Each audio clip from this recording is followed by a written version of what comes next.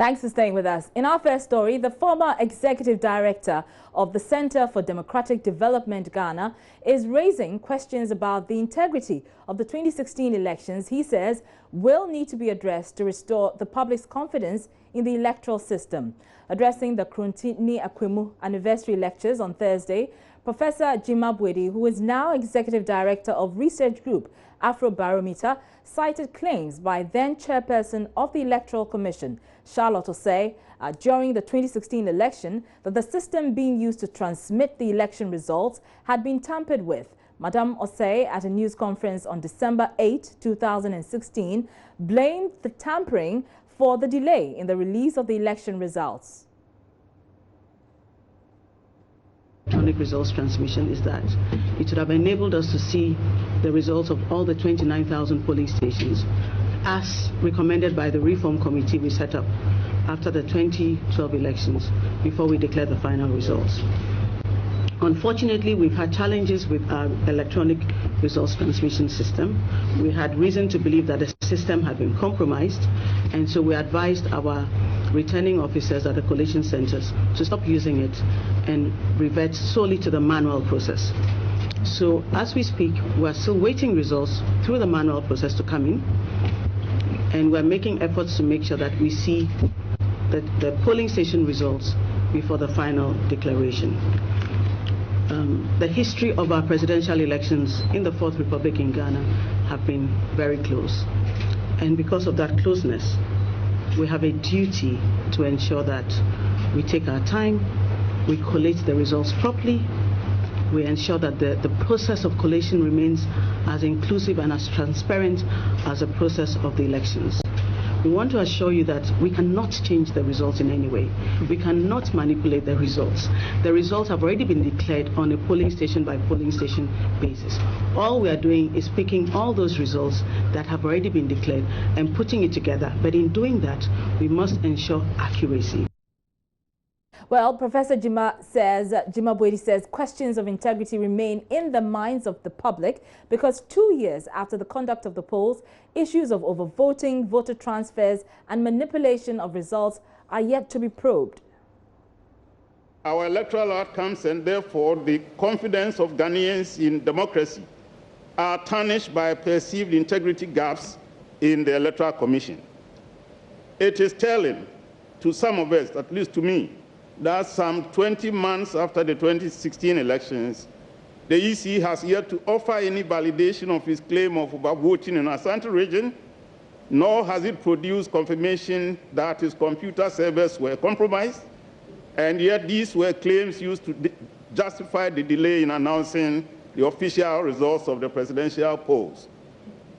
Not to mention the jaw-dropping procurement and financial management breaches at the Electoral Commission captured in the Chief Justice's panel, and the Auditor General's citation of double claims by the EC, as well as reports of EC officials being paid as much as 5 million cedis in cash by a political party for the conduct of its internal elections.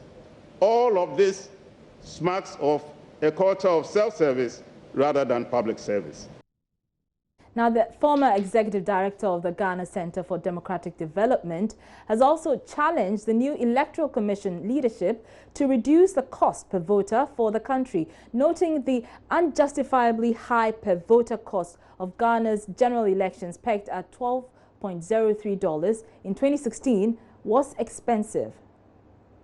Of Ghana's general elections. So at $12.03 per voter in 2016. Ghana's elections cost more than Nigeria's $9.33 per voter, and Tanzania's $5.16 per voter, and Uganda's $4 per voter. And I dare say that at this price, one day it may literally be impossible for Ghana to hold elections. And so I throw a challenge to the new leadership of the Electoral Commission to reduce the cost of Ghana's election by about half in 2020. Uganda has it, Tanzania has done it, Ghana should be able to do it.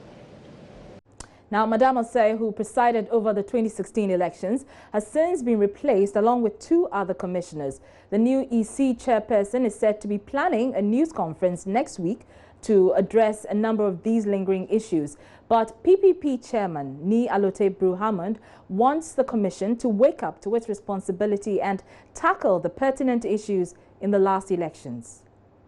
The Electoral Commission has to speed up and work towards addressing these issues. I believe the last IPAC meeting we held, because they had also been tasked by the executive to conduct the referendum for the additional regions, that appears to be their focus, to try and get the registrations going on so that the referendum can take place by December. So, and to allow the election of the district assembly men and women sometime in 2019. So yeah, we need to ensure that we bring this on the forefront so that in the deliberations of the EC, they will consider this as an issue to be considered.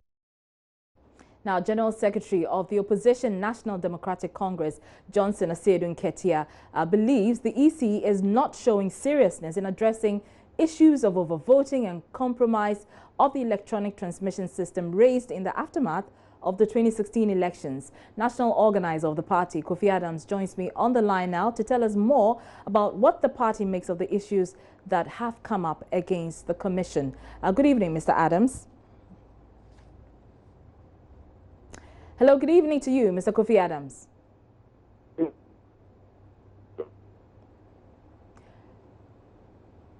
Mr. Adams, if you can hear me, your General Secretary is of the opinion that the EC is not being serious about addressing the issues that came up in the 2016 elections. First of all, what do you know, if at all, about the tampering that the former EC chairperson, Charlotte Osei, made reference to in her news conference?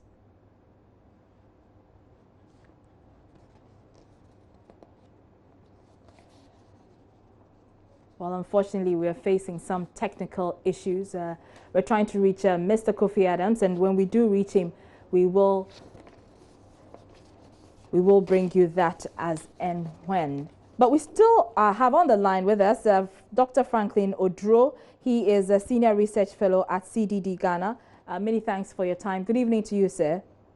Good evening to you, Araba. So it appears that everybody went to sleep after the 2016 elections. This issue was not raised for 2 years until now. How come it's taken us this long to realize or raise these issues about the 2016 elections, which we understand have not even been gazetted? Well, first of all, I think this has been the normal practice of the Electoral Commission, and indeed for many stakeholders in the election game since '92. Anytime elections are completed and there is a transition and many of us go to sleep. And that is why for some of us, we argue that some of the mistakes and administrative lapses that we keep repeating, it's because we don't go back to interrogate the lessons learned from the previous elections, what went well, what didn't go well, in order to prevent that. And so it is not really surprising that it's taking 2 years for us to reflect and return to some of the gaps and lapses that we recorded in 2016. Now, Mr. Odro, hold on to the line for me because we have Kofi Adams, who's a national organizer of the NDC, on the line with us as well. Mr. Adams, good evening to you. I was asking what you know or your party knows, if at all, about the tampering that Madam Charlotte Osei made reference to during her news conference in the 2016 elections as she delivered the results, the outcome of the elections. So, as I was telling you earlier, for the disruption of the lines, we were very much aware because some of our coalition officers were very vigilant and they spotted these disparities during the collection, where results that are entered into the system, what appears on the screen as totals was completely different from the individual polling station results that they were feeding into the system. So in some of those constituencies, what happened was for them to rely on manual collation of results and forwarding it through the system that they were used to in the past and not the new electronic system. But in constituencies where they went ahead and did the electronic collation, we will be quite sure to say that the issue of the tampering was not resolved. And we have been asking the Electoral Commission to gazette the polling station results to enable us now come out with what we have collected from our individual bank sheets or resource declaration sheets that we had from all our polling stations to compare with what it is that they would have gazetted to know whether truly this was the case, the 2016 election results was correct and accurate or wrong.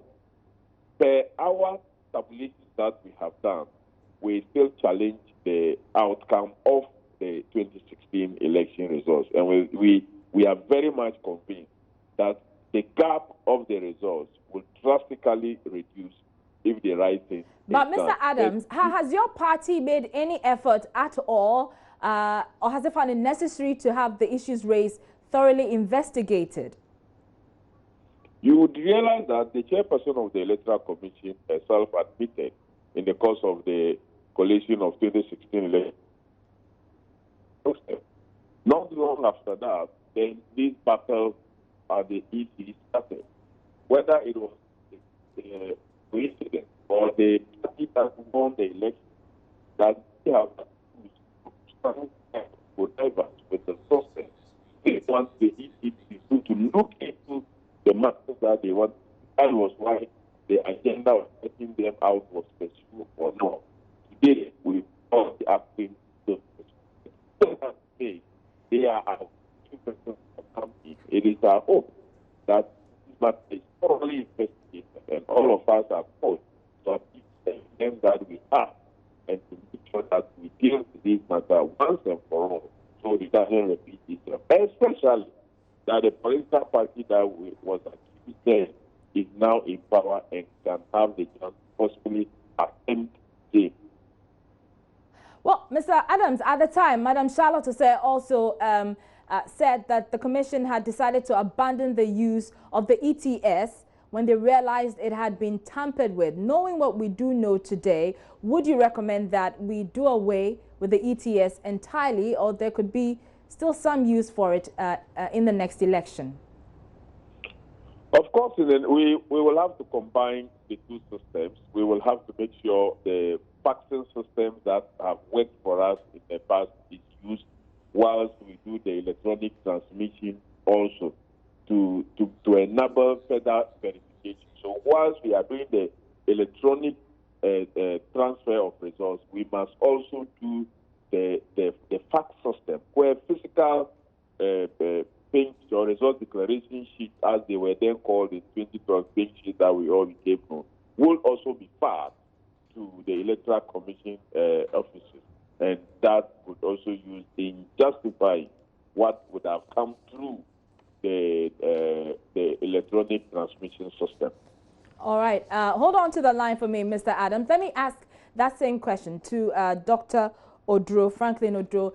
You had heard the former chairperson of the EC. She says we should abandon the ETS. What are your thoughts on that? Well, I mean, I think the decision to abandon it was in particular reference to the 2016 election, but not to completely abandon the whole idea. But if you recall, the idea of adopting electronic transmission was something that was not concluded even by IPAC ahead of the 2016 election.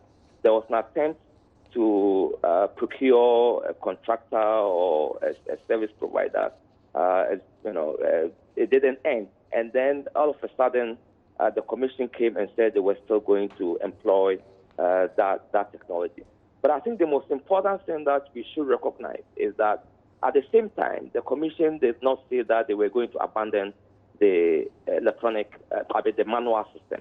And so I do agree with Mr. Adam that it may be prudent for this new commission to revisit that electronic approach. But without necessarily abandoning the manual approach, because there are reasons why the direct transmission of results from the polling station to the center was considered. Because in the past, there are arguments and suggestions and rumors that results get tempered along the transmission line from the polling station to constituency center, to the district, to the region, and to the national. But if you do the direct transmission from the polling station to the headquarters, and then we still look at the manual transmission, it provides us the opportunity to verify the accuracy of the results that have been received at the center.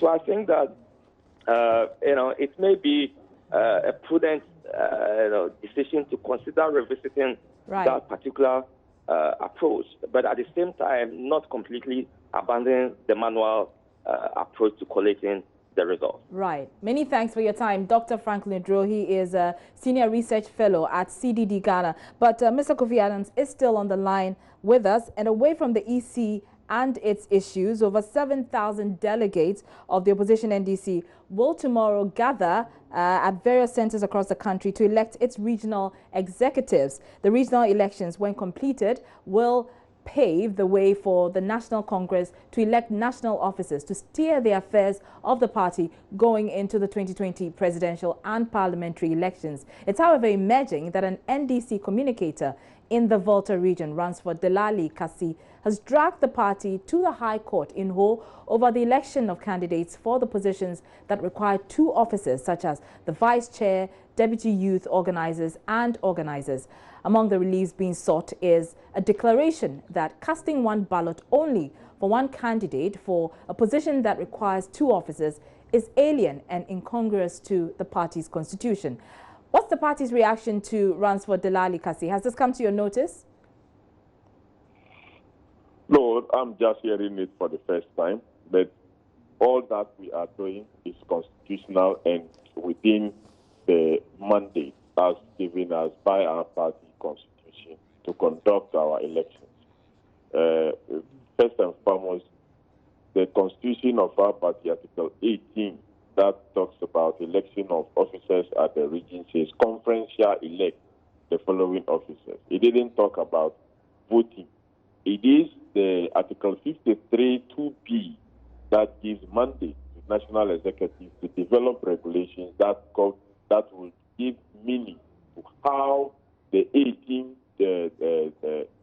trade will be effected. And so the regulation has been developed, which says that for positions that are dualized, delegates to conference will cast their ballot. They will vote for 1 person on the ballot. When we finish, counting is done, and the first two persons will be declared winners for that conference. And that's all. That's what we have done. It has worked. We are not describing anybody as first deputy or second deputy. No, they are all of equal strength. For example, today in Volta region, the election of a deputy women's organizer, what we had was 2 people tying, 23-23. So none of these persons will be described as first deputy or second deputy.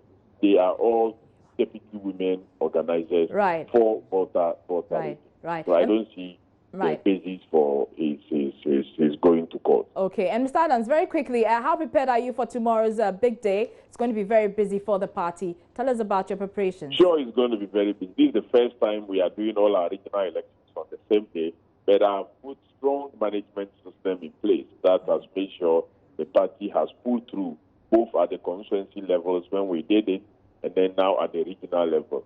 We are working with the police service, we are working with the Electoral Commission, and our party members, delegates, and aspirants to make sure that tomorrow pulls through successfully, and we will do that. All right. Many thanks for your time, and we wish you all the best. That's Kofi Adams.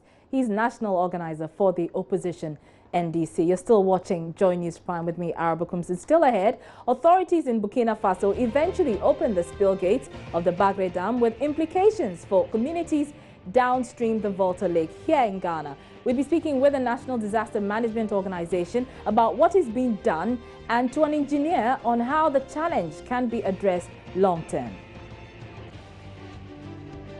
And it's getting exciting at this year's Adum Praise. We'll go live for an update on the event.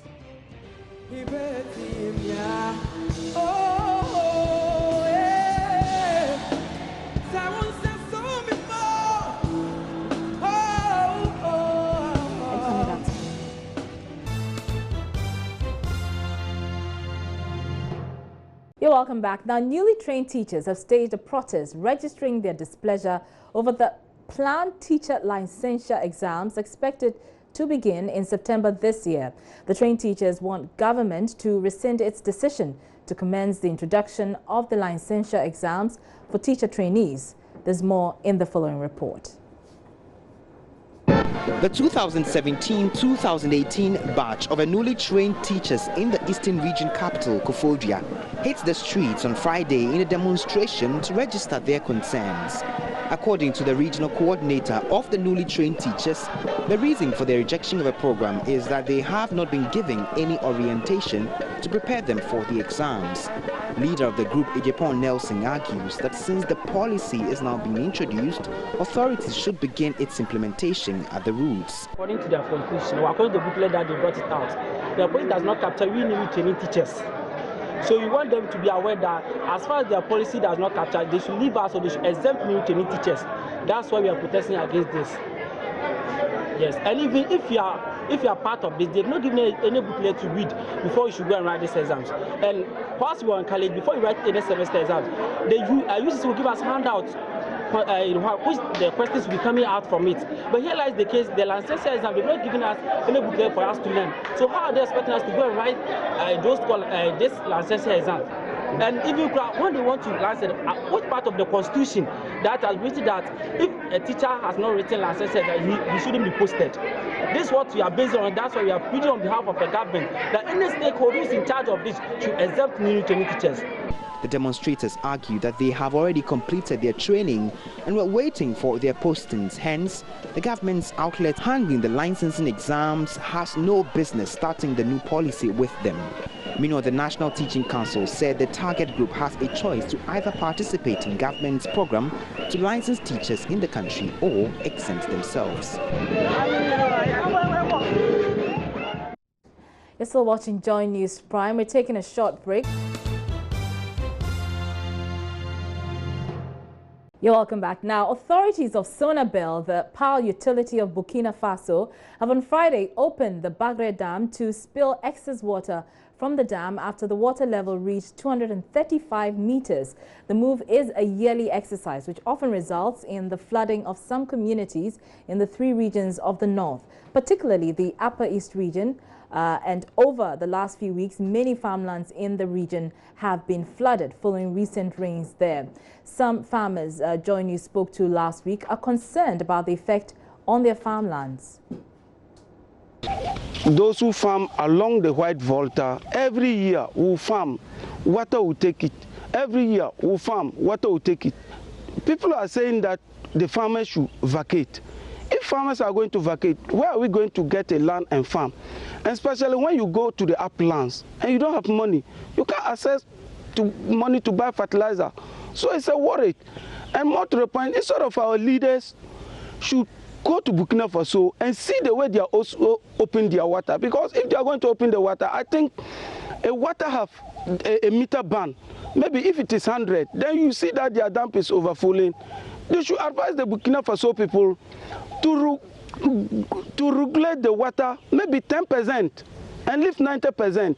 3 weeks time, they'll open another 10%. That one, it won't affect the farmers.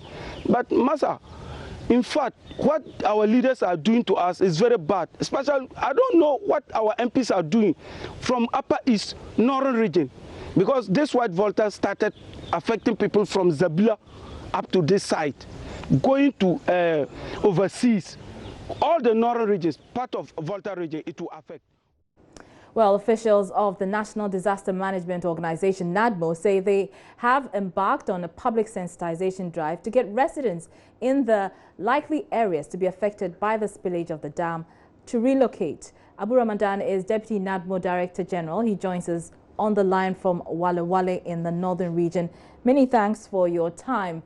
Now, we understand the spillways of the Bagre Dam were opened today and that residents in the northern part of Ghana will not feel the impact until 72 hours later, correct? Yes, about precisely the case. This evening, my zonal coordinators in Zebila, around the confluence area, that's in Sapiliga, they just informed us that the water levels have started rising. So I think because of the quantum of spillage, the impact is coming earlier than we should expect, because already the water levels in Sapiliga have started rising. Now, Mr. Ramadan, often when this situation occurs, some of the residents in the low-lying areas who are likely to be affected don't want to leave their homes. I mean, in fact, we spoke to some farmers who were more concerned about their farmlands. What has the response been to the appeal for them to relocate? Oh, the response has been tremendous. Over the last week, since last week Wednesday, we've been going around the villages and interacting with the chiefs and people, and the willingness to move up. And we've encouraged them also to harvest. So most of them have started harvesting what is ready. And what they can harvest, we said we were waiting for the flooding to happen. Then after that, we would look at what the impact and what we need to do. But the response has been very good. Okay, and what sort of relief items are you providing these residents who are likely to suffer the effects of the spillage? Araba, you know, it will be difficult for me to say would give rice. Probably that's not what the people need. So we are being strategic. We've sent, as I'm talking to you, we have equipment and qualified personnel to help the people when the flood's coming. Those equipments are here. We have a few things, emergency items that we've brought along. So if need be for us to give them relief items, certainly we'll speak to government and make sure that the relief items are made available. So what sort of items are you giving them? Is it tents for them to relocate to a higher ground? For a place like Sapiliga, for instance, when the flooding happens and they move up the mountain, we'll certainly have to provide them makeshift tents, which will give them some shade from the sunshine and give them mosquito nets and all of those other mattresses and all of those other equipment, things they would need to keep them together. But so those ones, we have them with us here in Walwale and in the village as well. We have them already with us. What we are waiting for is the greater impact when it happens and it affects the thousands of peoples and farms. What other form of support we are supposed to give them? That one, we'll do the assessment and provide as such. And I do know that your core mandate is to prevent disaster, but are you concerned that year in, year out, we are confronted with this problem? Beyond providing aid for these residents, what can we do to forestall the flooding that we witness on a yearly basis and harvest the water for useful purposes? But we're speaking to government, and hopefully after this particular exercise, we would want to engage government more, particularly the one district, one village, one dam secretariat, more on a comprehensive discussion. If you look at the trend, last year, there was no spillage last year. Because the same time today, last year, the water levels was about 52%. And today it is at 96 to 97%. That's why they spill. So on the basis of this, sometimes it is not a yearly occurrence.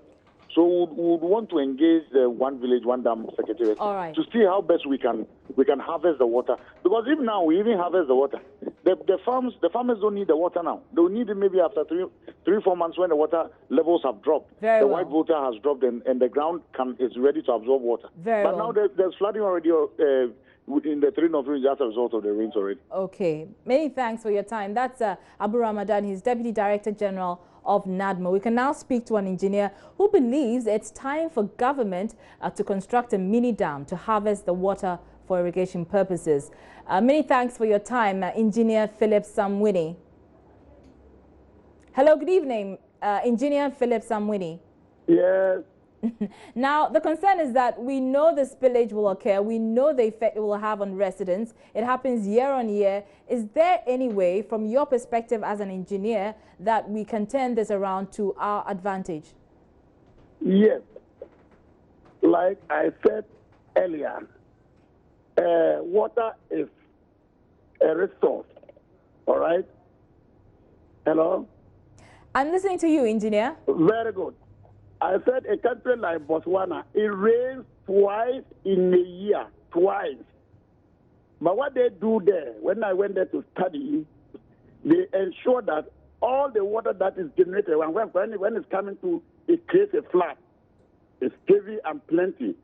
They store the water from one dam to the other, one dam to the other, one dam to the other. As this dam is about getting full, they spill onto the next one. As this dam is getting full, they spill onto the other one. And I can tell you water is generated very high, but not a drop enters the Limpopo River. What happens is that when they store them, in the dry season, they are able to farm throughout. I'm saying the Barre Dam follows one particular path. Ghana can equally control such series of dams, like my earlier guy mentioned. So if I understand you correctly, Engineer Samwini, if I understand you correctly, you're saying we should construct mini hydro dams like Botswana has done? Yes.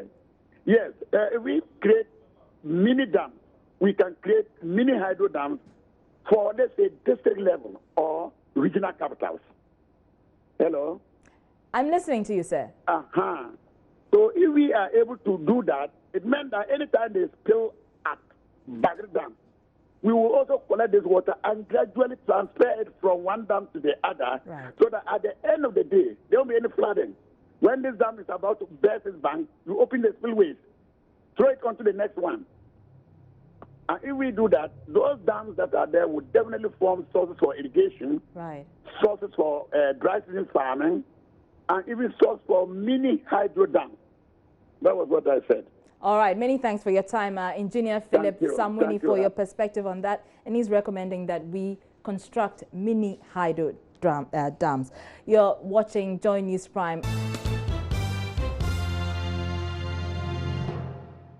Now, the Interministerial Committee on Mining has begun operationalizing the roadmap announced about a week ago for the lifting of the ban on small-scale mining in the country. Small-scale miners with excavators and other equipment in the central region have been asked to send their machines to designated locations in order to be given tax to ensure that the activities can be monitored by a specialized system. District Chief Executive for Upper Dintra West, Ajiman Asiedu, who addressed a town hall meeting at Diaso in the region, called on the small-scale miners to heed to the directives to avert needless confrontations. Richard Kwijunyakum has more. The roadmap outlined by government that will ultimately lead to the lifting of the ban against illegal mining is being operationalized by the Interministerial Committee on Mining. The team is on the ground engaging small-scale miners and the district assemblies on dates and periods within which small-scale miners that have excavators used for mining to an assembling pool in each district for tax to be attached to them. The reason, according to the committee, is to enable them track their activities to avert illegalities.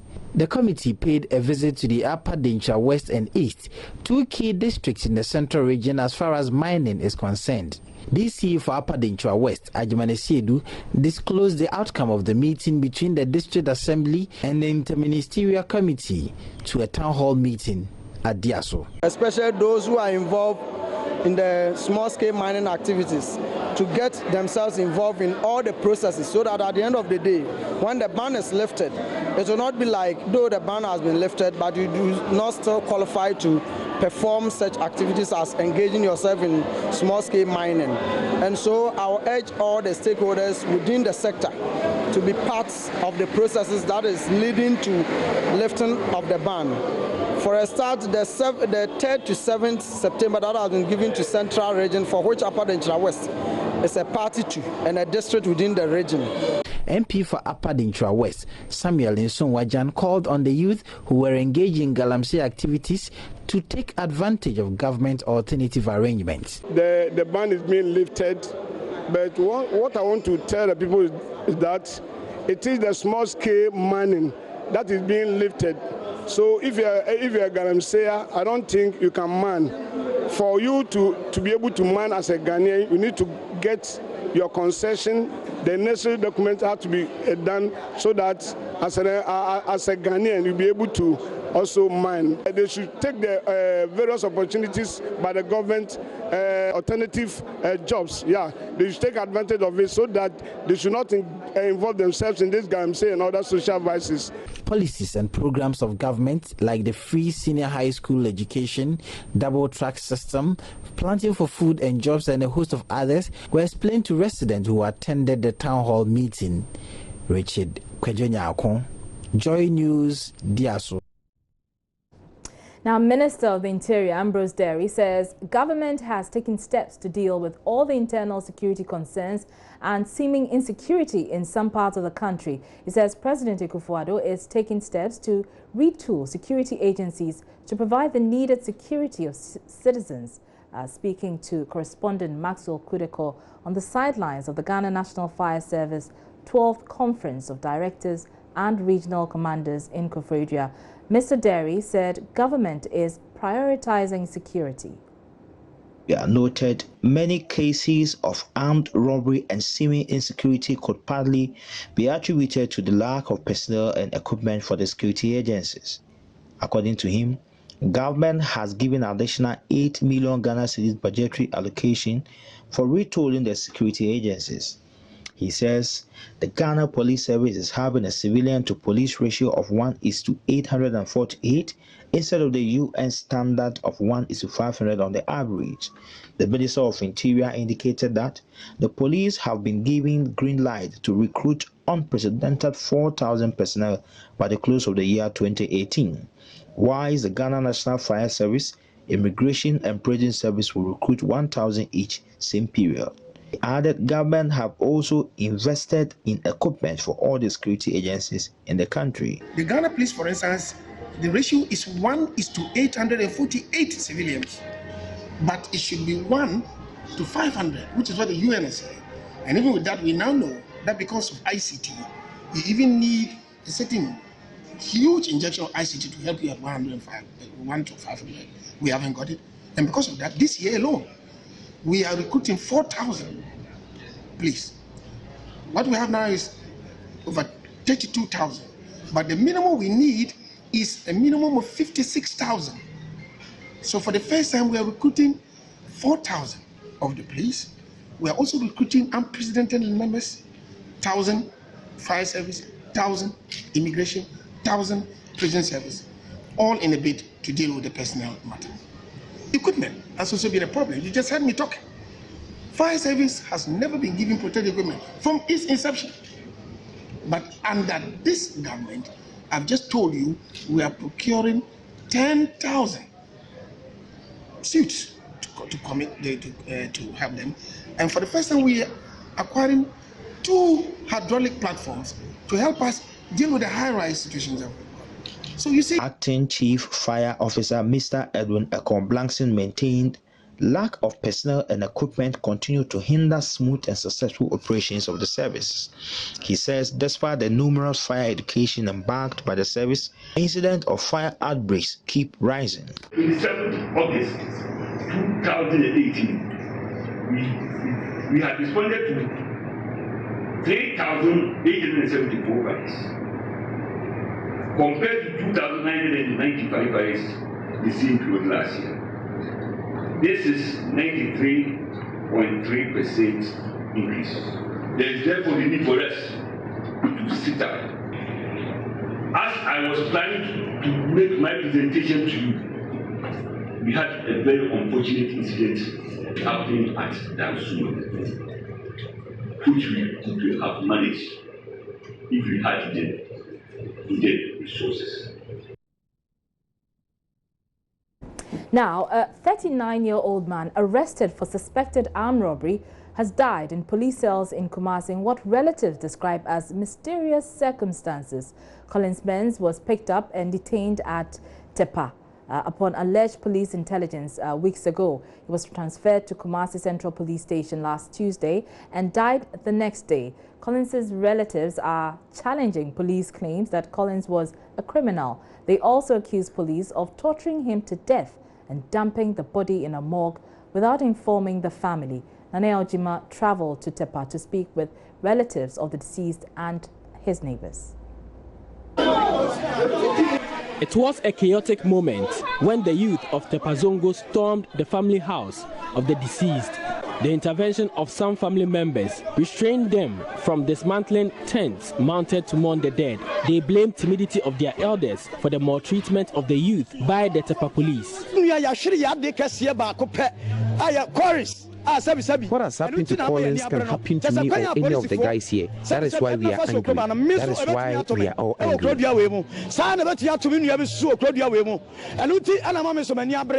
According to the family, they had petitioned Central Police Command to transfer the case to the headquarters due to maltreatment of their relative. They say the police maltreated Collins after they inquired why they had kept him in police cells for more than 48 hours without proceeding to court.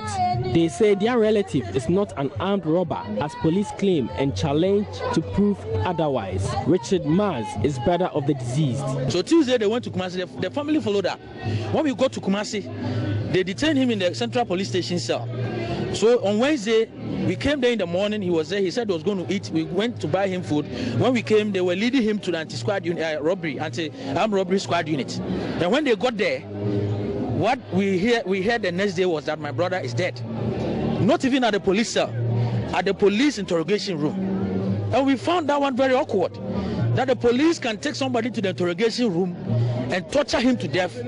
And what was so appalling and amazing was that when that incident happened, they didn't inform any family member. They took him straight from their detention there at the interrogation room to the mortuary. Kind of action to go to court, but we need an autopsy. And we don't want the police to get close to the body because we don't trust them anymore. We don't trust them anymore. So we don't want them to come close to the body. Let's get an independent personnel, professional to do an autopsy. And after that, we'll take it from there because the family has decided that the IGP must be sued. Because vicarious liability principle depicts that he should be held liable for the wrongs of his people, the people who report to him. Some residents claim Collins is innocent. They say at the time of the robbery, the deceased was at a center playing draft. Kwesi Adoma is one of the usual visitors of the location they meet to enjoy the game. If the robbery happened at 8 p.m. in the day, it means Collins cannot be part of the robbery. At that time, he was here playing with friends. One of us who went to write a statement told the police he was using his touchlight of his phone to provide light for them. If they say the robbery happened at a different time aside 8 p.m., they claim, then we will agree. Reporting for Joy News, Nanaya Ojima. Let's stay in the Ashanti region because health authorities there are seeing increasing numbers of new mental health cases. Officials say marital problems, drug abuse and poverty are the main causes of the soaring numbers over a 3-year period. The region has seen a rise in new mental health cases from 2,555 in 2016 to 2,994 in 2017 and over 3,000 in the second quarter of this year. My colleague Ohemi Tewia has been looking into the issue and brings you a report of one such patient. Over 3,000 cases were recorded in the first half of this year, up from 2,555 in 2016 and 2,999 in 2017. Officials say unfulfilled relationship promises are driving especially young women into mental disorders.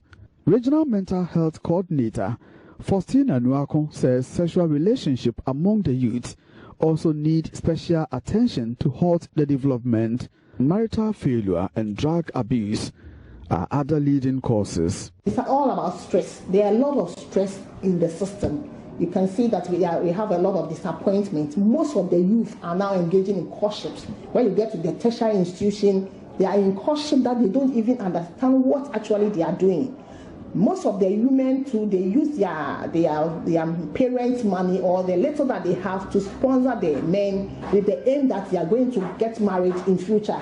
But they disappoint them, and when they are being disappointed, they think about it and they have mental health, mental conditions. Then we have marital issues. People who get into marriage and the other partner cheat on the other one, and that one too also lead to mental condition. Then we have drug abuse. Ama, was jilted by her boyfriend after a 3-year relationship. She is currently undergoing treatment at a service center. For her, depression means the end of her world. I used to cry myself to sleep. I became very bitter, and I still am. You know, anytime that I see or hear of my colleagues who are also getting married, I just cry and I ask myself, what have I done so wrong that I'm always encountering, like, any relationship that I enter, it doesn't last. I'm very bitter, and I must say that I have given up on love, and I keep to myself most of the time. There are times I feel like ending my life because of this situation, but you know, anytime I'm alone and I begin to ponder over how I've helped this particular guy and other guys which I've also dated, it hurts me a lot. It hurts me, I must say. It's really sad, and my heart breaks. The alarming trend comes despite improved mental health care, as many health facilities have mental health units to treat patients. 63 of such facilities are spread across the Ashanti region. Mrs. Nyakun wants intensified public education, especially to the youth, on life-threatening decisions they make. The health education, educating the youth about what this courtship relationship, that they should make sure that they have what they are employed. They are engaged in something that when they are in courtship, it will not affect them much. We have to educate them on the drug abuse.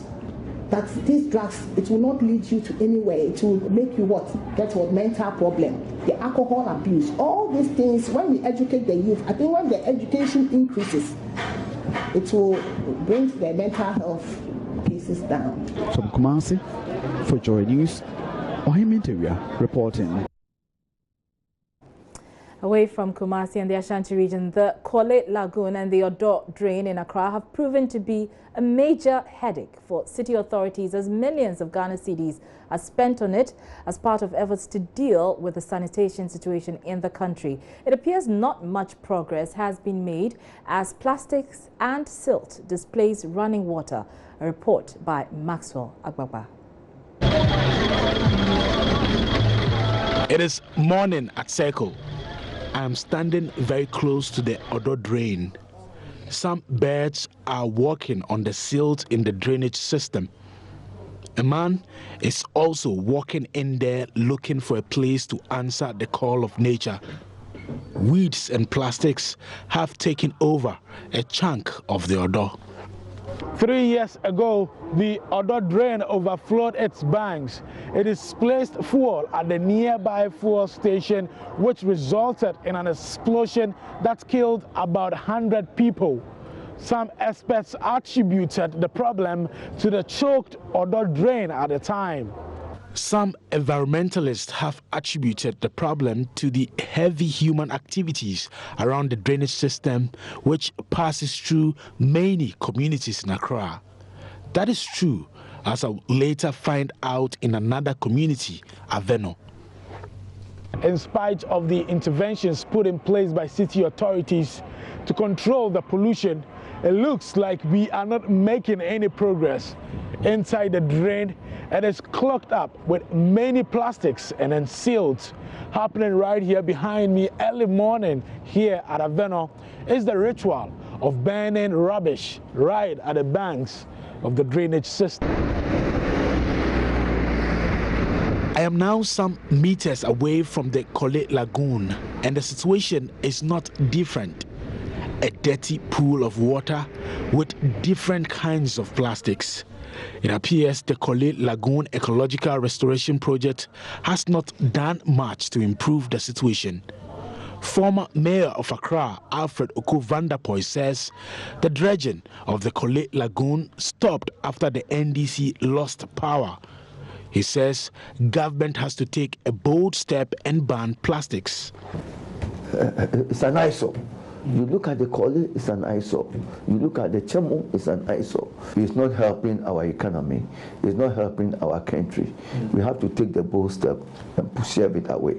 You know, the time has come for us to change our dependence on plastics and find other means of using disposable items, you know, and ban the plastics.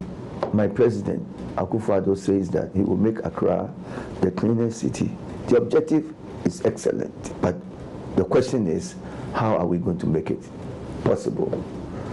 And I don't see the necessary steps that will make it possible. The former mayor says the Conti project is the solution to Ghana's sanitation woes. He's urging government to go back to the deal. John Mahama administration was leaving. We had a package in place that was approved in Parliament. And most of us call this the Conti project. Conti project would have answered all these things that I alluded to. Developments that have been made to clean up the Korle Lagoon are very important for the welfare of Accra. Like the harbour in Kufuor's time, plans were made, sods were cut, but since then nothing has happened. We're going to begin again. With this commitment from President Akufo-Addo, it remains to be seen whether the Korle Lagoon and the Odo Drain will be restored to its glorious states as they continue to be a blot on the country's sanitation script. Reporting for Joy News, Maxwell Ababa. Meanwhile, speaking on the sidelines of a ceremony to present 500 garbage trucks to municipal, metropolitan and district assemblies, Chief Executive Officer of Waste Management Company Zoomlion, Joseph Sian Ejipong, says a ban on plastics will not be necessary and that waste is money. He suggested recycling as an alternative. There are so many opinions about ban on plastics. Let's look at, you see, what I always share is that what are other countries doing? What is the reason why others are banning? What are the reasons why others are not banning? When you walk through the streets of Accra now, with how Zoomlion brought in this tricycle, people are now collecting plastics and recycling them. And if you want to generate any plastic product, plastic chairs, plastic tables, you need a raw granules imported, and then you need a recycle. So plastic recycling is the way. Once you recycle the plastic, it has value. Waste is wealth. Waste is value. So why do you ban it? Turn it into wealth. Turn it into value. Let's get a dustbin in the house. Is the solution of all the problem. With all the research that we have conducted and everything, the solution is that every household should get a bin. And with the promotion, as the media promoted, then campaign against Galamsey. If you campaign against that, if you don't have a bin, then you are not bringing a cultural change. You are not being committed to make sure that Accra should be the cleanest city for Africa. Then I think that we'll get there. The bin is the basis. It will even eliminate more publicity issues. You stop having a cost. You have more problems resolved by changing the mindset from the grassroots. Because the Bible says that when you begin, you train a child in a way you should go, you will never depart from it. So when we train the people to later into a dustbin, in the kitchen, in the room, and everywhere, none of the waste will come outside from the house. And then when waste is contained, it's lifting and transporting. It's less cost than when it's on the street. You need a bulldozer, you need an excavator to come and evacuate it. So this is what I think that as a leader in the waste management sector, with all our partners and ESPA members, Ghana, the waste and the private sector, we are very resolute that we can solve this problem. It's not beyond us. Now, a professor of educational leadership at the University of Cape Coast says churches in the country that have agreed to fund the building of the National Cathedral should rather channel such funds towards completing school projects as well as provide other educational needs to support government's free SHS policy. According to Professor George Kweku Toku Odro, such a move to help society would be a great evangelistic gesture God would be proud of instead of building a cathedral. He was speaking in an interview with correspondent Richard Kujunyako. Listen to arguments, and one of the arguments that have really come out is that the government is just facilitating and that the churches themselves will be contributing to putting up the cathedral. And as I said, as a Christian, I have no challenge with that. But if I think of that investment from the perspective of the challenges that the nation, as a nation, we are encountering now, the challenge of free SHS that has come about, introduce this double track system, which has big challenge for quality and others. Then my question is that, as James rightly said, James chapter 2, said if someone is hungry and you go about praying for the person, tell you to be all right, without giving the person food, you have not that. So faith and works. I believe that if the churches really have the capacity of contribute towards the construction of this national cathedral, that money should be channeled to support funding of the free SHS, so that the secondary technical school in, let's say, Kwenyaku Secondary School or Brahabobomi Secondary School, where labs do not have equipment, libraries are empty, and others, can also be actually get this into meet. And for me, that would be a better way of evangelizing. And people would even accept Christ more by churches contributing to that than putting up the National Cathedral. And for how many Christians will have access to that? Now, the Melcom group of companies says it is prepared for a one district, one Melcom agenda if district assemblies will remove the bottlenecks to the acquisition of land at the local level. Management was speaking at a get-together meeting organized for senior citizens in Accra. Kingsley Otu's report. Wait for it. For the benefit of the people who are on the ground. And the chiefs must give us land. We'll pay for it. The local assemblies must help Melcom. We're expanding. We're ready to do one district, one Melcom. Director of Communications at the Melcom group of companies at the Melcom Care Foundation get-together organized for senior citizens in the country noted it is imperative to tap into the wisdom and experience of senior citizens. Godwin Avenogbo noted such rich experience cannot be allowed to go fallow. The finance system is such that cannot be detached from those who have done it before. So even though there are people in various director positions and so on and so forth, supervisory positions and so on and so forth, they can still learn from the expertise of these people. What can we do? Through seminars, they should go and share their experiences with them. It's a learning process. We don't finish learning till we die, but we shouldn't let them die before we pay tributes to them, say all the kind of things they have done before. This is the time to draw from their experience, their knowledge, their expertise, to help build this country. It's the only country that we have, and Melcom wants to initiate action. The gathering brought together retired politicians, educationists, diplomats and broadcasters to the program Melcom describes as its corporate social responsibility drive. Speaking on behalf of the senior citizens, former Director General of the Ghana Broadcasting Corporation and Ambassador to Togo, David Anaglate, said government's inability to carry through the senior citizens card system to facilitate easy access of services for senior citizens is a major frustration for members. I complained about the way senior citizens are treated at banks, hospitals, and so on. You go and then you have to form a queue at the bank or at the hospital with children or people as young as your grandchildren. And yet we have certain needs which must be responded to. And so the president at the time instructed the government to implement the senior citizens card scheme so that you take it and you show it to the institution involved, and they give you some priority. You know, they let you form a special queue of senior citizens, and that speeds up your service to you.